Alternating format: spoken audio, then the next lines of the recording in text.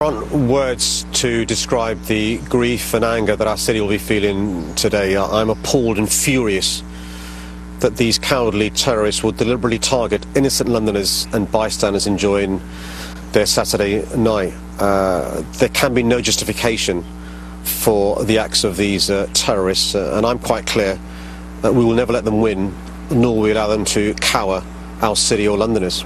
Now, 6 people have been killed, many more injured. What do we know about the victims? Well, I've been in close contact with the Met Police Commissioner and senior officers throughout the night. 6 people have been killed. More than 40 have been injured and taken to hospitals across London. Some of them, I'm afraid, are critical. I want to say this, though: the emergency services reacted heroically and brilliantly last night. Not only did they tackle the terrorists, but they helped the injured. And as a result of their swift action, fewer people have died than would otherwise be the case, but also the severity of the injuries are less bad than they could have been.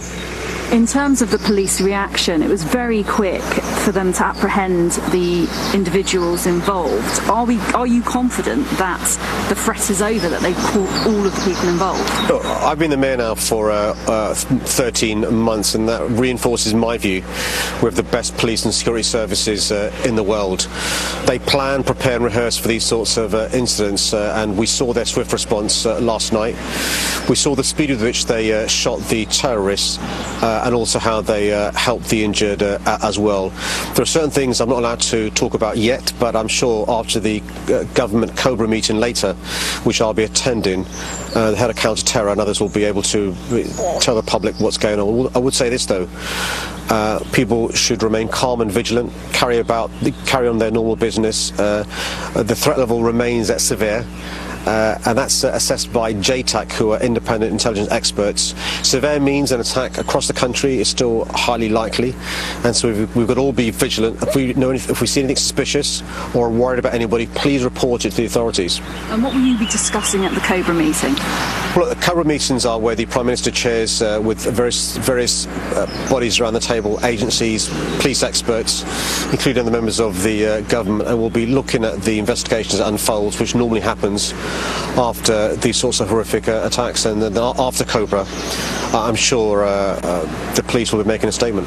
Now, this is the second attack of this kind in London, this kind of low-intensity attack, where you've got somebody using a vehicle and then using knives. You know, how do you stop this kind of thing from happening in London? Is there a way? Well, just like terrorists are constantly evolving, finding new ways to disrupt us, harm us, attack us, the police and experts and all of us are finding new ways to keep us safe. Londoners will see an increased police presence today and over the course of the next few days. No reason to be alarmed.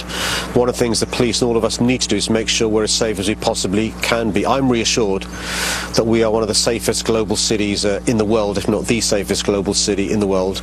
But we always evolve and review ways to make sure that we remain as safe as we possibly can. But there'll be many people out there who will see what happened and think, actually, it's too dangerous to go out. What would you say to those people? One of the things that these terrorists want to do is to disrupt our way of life. They want to stop us enjoying the freedoms that we have, enjoy us mingling and mixing on a Saturday night in the heart of London, having a good time. They want to stop us voting on Thursday in the general elections and enjoying the democracy that we have. We can't allow them to do that. We aren't going to be cowed by terrorism, nor will we let them win. And we've shown in previous years and previous decades our stoicism, and we'll show that again today over the course of the next few days and weeks. You mentioned the terror threat before, that it was brought back down to severe after being at critical. Bearing in mind what's happened overnight, was that a mistake? No, I don't think so. JTAC are experts independent from politicians who analyse all the intelligence they have. For the last few years now, the threat level has been severe. And that's across the country. That means an attack is highly likely. In the immediate days following the Manchester attack, it was raised to critical. because the police and experts were still pursuing line of inquiries and they weren't sure if other people were involved in the attack in Manchester. And critical means an attack is imminent. They've reduced it to severe, but it's still at a very high level. That means an attack is highly likely. That's why all of us have a responsibility to be vigilant. If we see anything suspicious at all, please report it to the authorities and the experts. But over the course of today and the next few days in London, you'll be seeing an increased police presence, some of it armed officers, some of it uniformed officers, some of it plainclothes officers, all working incredibly hard to keep us safe. Now, this has happened just days before a general election. The Manchester attack again, that happened during the election period. There was the attack on Westminster, again an attack on our democracy. Is Britain's democracy under attack? Is that the sense that you're getting? Look, my focus today will be responding to the attack last night and making sure we're doing all that we can to keep our city safe. But the general election is taking place this Thursday. One of the great things about our way of life is our democracy. Our elections are a wonderful thing, and that's one of the things that these terrorists hate.